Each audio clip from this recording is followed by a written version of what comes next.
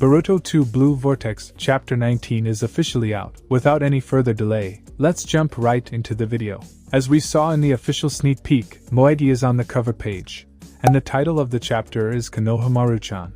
The chapter starts with a flashback of Shinki and Araya creating the lodestone-style sand-sealing blade, which he used in the last chapter to free Sarada and Yodo from Ryu's iron sand. Shinki infused his chakra with the sword, and using Araya's wind-style technique, Araya can control iron sand just like Shinki. On the next page, Araya says, "Is it okay, even if you won't have a chance to win against me in a sparring match again?" Shinki replies, "It's a perfect handicap, isn't it?" Araya says, "We'll see about that." Shinki, while looking at Gaara, Kankuro, and Yodo, says, "Everything is for the sake of my father. I want to strengthen us even a little bit." Araya replies, "You really can't go 2 sentences without mentioning your adopted father." Shinki asks, "Of course, what's wrong with that?" Then Araya replies, "At least pay some attention to Yodo." Shinki says, "Right back at you.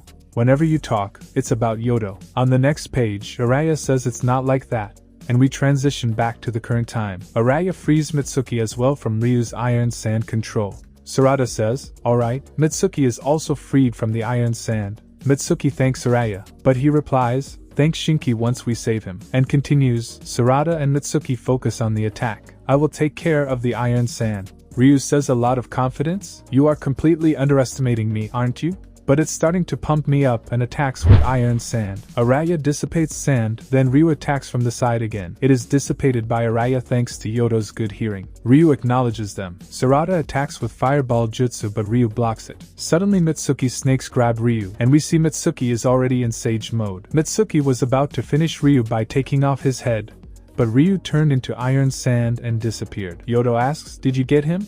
Mitsuki answers no. "He turned into pieces and evaded my attack and wonders, can he turn into iron sand as well?" Araya says to be careful. "He will try to control us again." Yodo says 2 o'clock direction. "I can hear movement in the sand.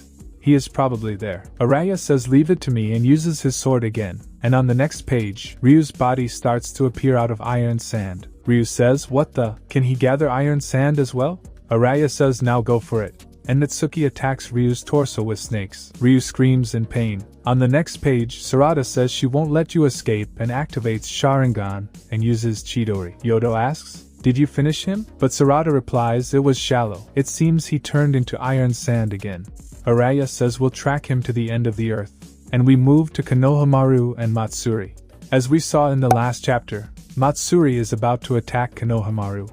She asks if I just want to call you Konohamaru-chan. How is it wrong?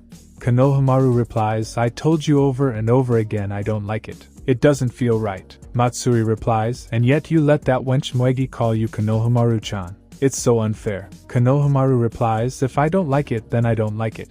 I don't need any other reason." The expressions on Matsuri are very insane, and she has covered Konohamaru's face with her wig. We can see her back creates the shape of a heart. On the next page, Matsuri says, "That's so selfish. Let me call you whatever I want." Konohamaru replies, "You are the selfish one here. Seriously, why are you so fussy with names?" Matsuri answers, "Fussy? Hypocrite. You're the picky one, Sarutobi." On the next page we see Ida watching this as Koji asked her to do few chapters back. Ida watches this and thinks Konohamaru has not realized his relationship with Moegi yet. Basically, he feels tingling when Moegi calls him Konohamaru-chan, and it's not the same with Matsuri. Koji asks Ida about the situation. She explains Konohamaru is about to get devoured, and even though Sarada and others have the upper hand against Ryu, they're in no position to help Konohamaru. Boruto's worried about them. Koji says, "I know you want to rush in there, but now's not a good time." And we immediately transition to Jura, the reason why Boruto can't go and help.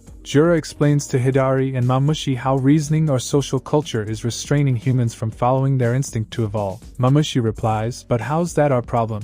Jura says, "Not so fast. That's not the only harmful effect of intelligence. There is another risk that can cause problems for us Shinjus as well, the concept called love." And we move to the toxic love going on between Matsuri and Konohamaru.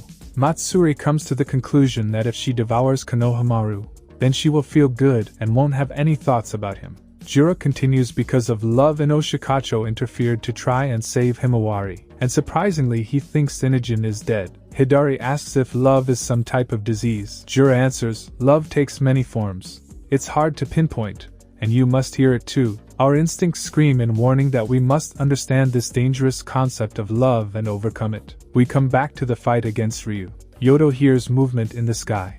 Araya once again manifests Ryu, but this time Ryu brings Claw Grimes with him. Sarada and Mitsuki take out a few of them, but there are too many. Basically, it's raining Claw Grimes. Yodo finishes one Claw Grime, but another one was about to devour her from behind. Araya saves her using the sword, but his sword gets stuck in the Claw Grime's shoulder. Ryu grabs this golden opportunity and throws the Claw Grime into the claw mark in another Claw Grime, which makes Araya lose his special sword. Ryu laughs and says, "Now you have no way to defend against my iron sand." Sarada says this is bad. And on the last page, Konohamaru is grunting. Matsuri says, "So let's become one, Konohamaru-chan." And the chapter ends. First of all, the art for this chapter was phenomenal. Ryu's iron sand, raining Claw Grimes, Jura's close-ups, Matsuri's expressions, and even the transitions with dialogues were very subtle and put together very well. The fights are moving forward and going longer for more than one chapter, which is very good. Side characters getting deserved screen time and shine. Jura's philosophy is very fascinating. He is becoming a more and more complex antagonist who's here to stay. This is it for the video. Comment below your thoughts on the chapter. Meanwhile, watch my previous videos and we will meet in next one.